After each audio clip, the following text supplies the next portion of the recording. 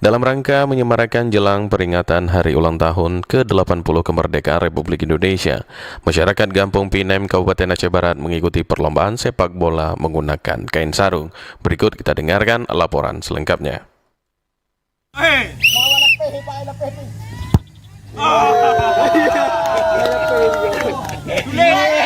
Masyarakat Gampung Pinem, Kecamatan Samatiga, Kabupaten Aceh Barat benar-benar terhibur dan gembira mengikuti lomba sepak bola sarung pada Minggu sore. Lomba yang diikuti kaum pria ini dalam rangka menyemarakkan perayaan HUT ke-80 Kemerdekaan Republik Indonesia. Kecik Pinem Ismail menyampaikan lomba olahraga ini sengaja dihadirkan sebagai hiburan sehat masyarakat, selain juga menjadi ajang silaturahmi warga desa dalam kegiatan pemerintahan. Kegiatan ini diselenggarakan oleh pemerintah desa dalam rangka memeriahkan peringatan Hari Kemerdekaan Republik Indonesia. Sepak bola sarung merupakan salah satu perlombaan unik di Indonesia setiap momentum jelang peringatan Hari Ulang Tahun Kemerdekaan Republik Indonesia yang diperingati setiap tanggal 17 Agustus. Rakyat Indonesia di berbagai penjuru tanah air mengadakan berbagai perlombaan sebagai hiburan sehat.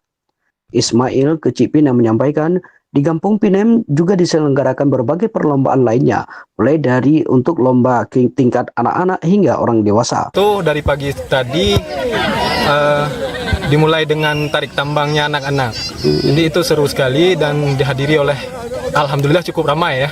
Ada juga dari luar desa kebetulan. Saya nggak paham itu kenapa, tapi tiba-tiba ada yang memang dari luar desa itu ikut hadir dan ikut menonton.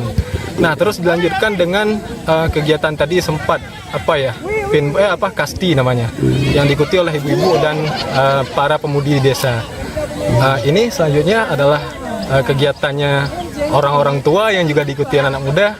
Kebetulan sebutannya lomba sepak bola sarung.